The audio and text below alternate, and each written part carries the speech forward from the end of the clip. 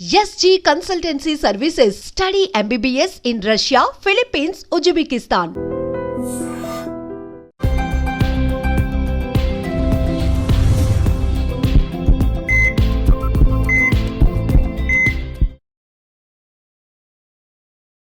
నమస్తే, welcome back to iDream media. మన ఆయుర్వేదం ప్రోగ్రామ్కి అందరికీ స్వాగతం. సో మోకాళ్ళ నొప్పులు లాస్ట్ టైం కూడా చిట్టిబొట్ల మధుసూదన్ శర్మ గారు వచ్చినప్పుడు ఒక మంచి చిట్కా అయితే చెప్పారు, సొంటి ఇంకా పుదీనా ఆకులతో. బట్ ఇప్పుడు ఇంకొక మంచి చిట్కాని తెలుసుకుందాం. ముందుగా మోకాళ్ళ నొప్పులు అనేవి రావడానికి కారణాలు ఏముంటాయి, ఇవి కూడా అడిగి తెలుసుకుందాము. నమస్తే సార్. నమస్తే. ఎలా ఉన్నారు సార్?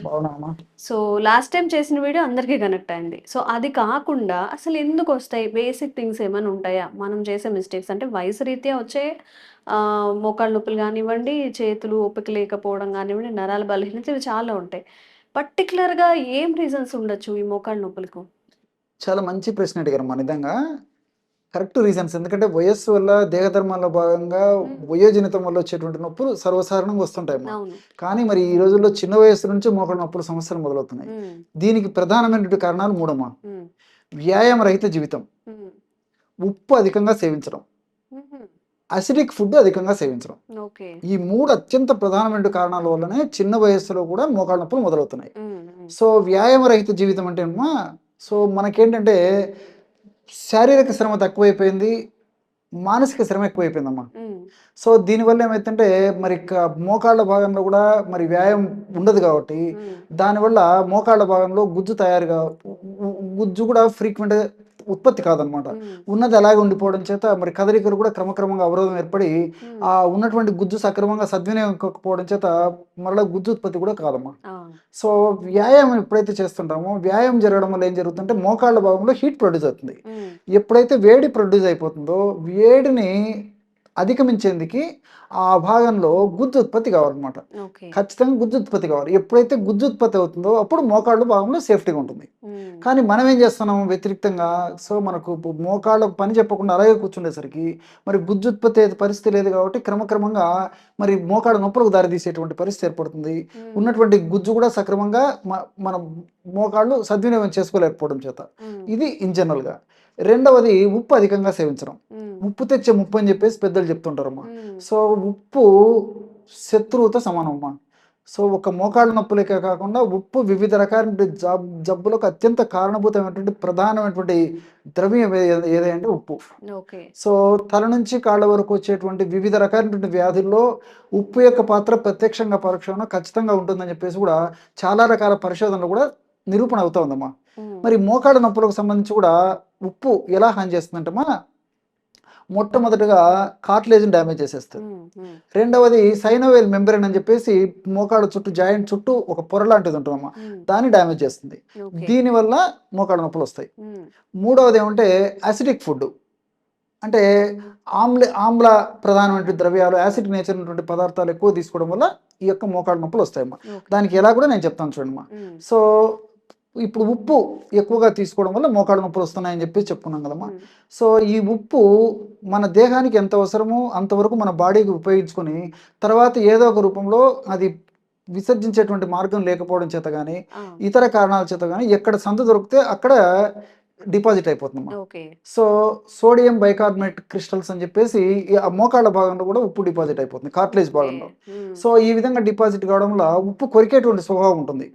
మీరు బాగా గమనించండి, చిన్న చిన్న మొక్కలు ఏదైనా ఉన్నప్పుడు మనము మజ్జిగలో ఉప్పేసి కానీ లేకపోతే ఉప్పు నీళ్ళని కానీ మొక్క మీద రోజు చిలకరించినట్లయితే మొక్కలు చనిపోతాయి. సో అంత చెడు గుణము ఈ ఉప్పుకుందమ్మా. సో కొరుకుడు స్వభావం కొరికేసేస్తుంది అనమాట. సో కార్టిలేజ్ అనేటువంటి ఈ మోకాళ్ళ భాగంలో ఉన్నటువంటి ఎముకల మధ్యలో ఉన్నటువంటి ఈ కార్టిలేజ్ని దెబ్బతీసేస్తుంది. ఎప్పుడైతే కార్టిలేజ్ దెబ్బతీసి కార్టిలేజ్ గాయమైపోయిందో దాని యొక్క ప్రభావం చేత ఆ కార్టిలేజ్ ఒకదానికోటి కూడా ఆ ఎముకల మధ్యలో ఉన్నటువంటి రెండు ఎముకలు ఒకదానికోటి రాసుకోవడం చేత నొప్పి, పోటు, సలుపు మొదలైనటువంటి మొదలవుతాయమ్మా. ఆ విధంగా ఉప్పు ఆ విధంగా దెబ్బతీస్తుంది. రెండవది ఏంటంటే సైనోవేల్ మెంబ్రేన్ అని చెప్పి చుట్టూ ఉంటుందమ్మా ఆ జాయింట్ చుట్టూ. సో సైనోవేల్ మెంబ్రేనే ఆ సైనోవియల్ ఫ్లూయిడ్ అనేటువంటి ఒక గుజ్జు పదార్థాన్ని, ద్రవ పదార్థాన్ని ఉత్పత్తి చేసేస్తుంటుంది అనమాట. ఎప్పుడైతే ఈ భాగంలో సైనోవియల్ మెంబ్రెయిన్ దెబ్బతీస్తుందో ఆ జాయింట్ భాగంలో గుజ్జు సరిగా ఉత్పత్తి కాదు. గుజ్జు సరిగా ఉత్పత్తి కాకపోయేసరికి కూడా ఆ మోకాళ్ళ భాగంలో గ్రీస్ పదార్థం తగ్గిపోయేసేసి మరి ఎముకలు ఒకదానికి కొన్ని రాసుకొని నొప్పి, పోటు, సలుపు, బాధ, అసౌకర్యం ఇలాంటివన్నీ కలిగిపోతుంటాయి అమ్మా. ఇంకొకటి ఏంటంటే ఈ ఉప్పు వల్ల మరొక తిప్పలు ముప్పు ఏంటంటే ఉప్పు ఎక్కువైనప్పుడు సర్వసాధారణంగా 1 గ్రాము ఉప్పు 80 గ్రాముల నీటిని అట్లా అట్టి పెట్టుకుంటుందమ్మా.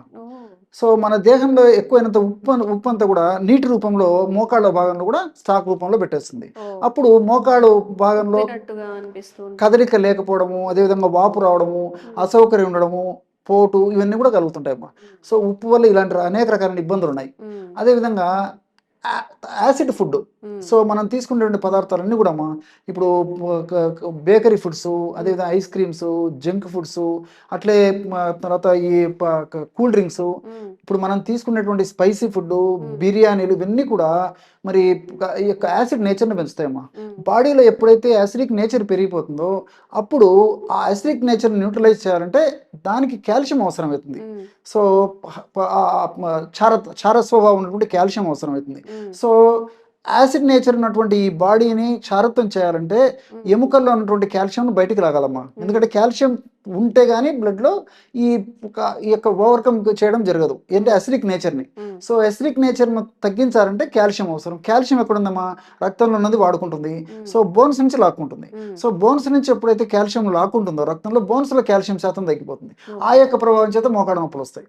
ఈ విధంగా రకరకాల కారణాల చేత ఈ మోకాళ్ళ నొప్పులు కలుగుతున్నాయమ్మా.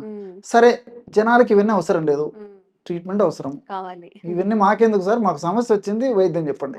ఎంతో మంది మమ్మల్ని కూడా అడుగుతుంటారమ్మా. సరే, ఆ యాంగిల్లోకి ఆ కోణంలోకి వచ్చేసి మరి వాళ్ళకి కావాల్సిన ఫార్ములా కూడా చెప్తాను చూడండి.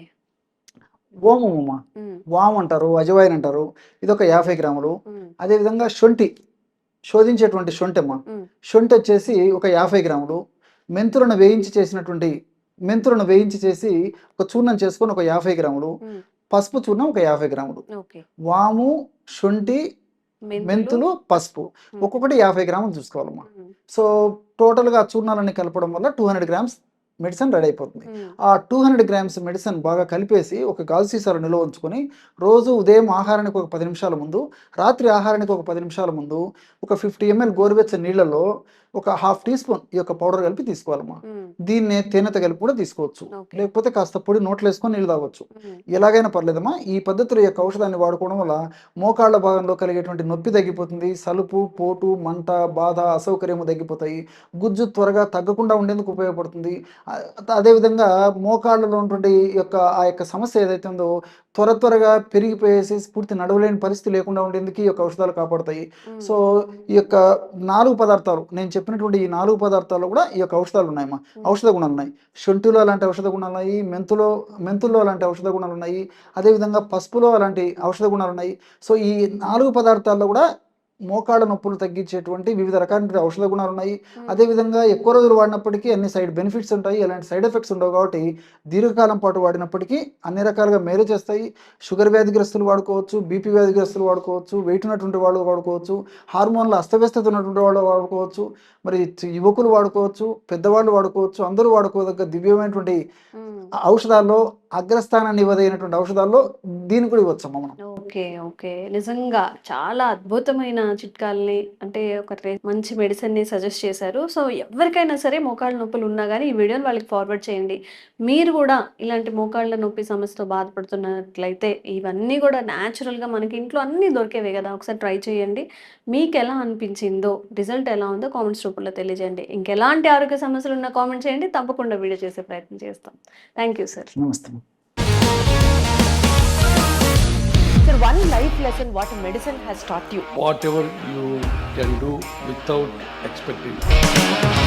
బట్ ఐ రియలీ బిలీవ్ మన పాజిటివ్ యాటిట్యూడ్ ఉంటేనే మనం ఏదైనా సాధించగలం. గట్ ని మనం కరెక్ట్ గా డీల్ చేసినట్లయితే అది మనకి పాజిటివ్ హార్మోన్స్ ని రిలీజ్ చేస్తుంది. షుగర్ వచ్చిన వాళ్ళ పరిస్థితి ఏంటి? పొట్ట దగ్గర పెరిగితే దాన్ని ఆండ్రాయిడ్ అంటారు, ఆండ్రాయిడ్ ఫోన్ కదా. అసలు థాట్స్ ఎందుకు వస్తాయి? బ్రెయిన్ డెడ్ అంటే దానికి ప్రపంచం అంతా కూడా కొన్ని నిర్దిష్టమైనటువంటి లక్షణాలు. మానసికంగా ధైర్యంగా ఉంటే క్యాన్సర్ జయించవచ్చు. You are a doctor for a cause sir, అంతే. వాళ్ళకి వచ్చిన ఆదాయం కాకుండా ఫ్రీ సర్వీస్ ఎంతమందికో చేస్తారు.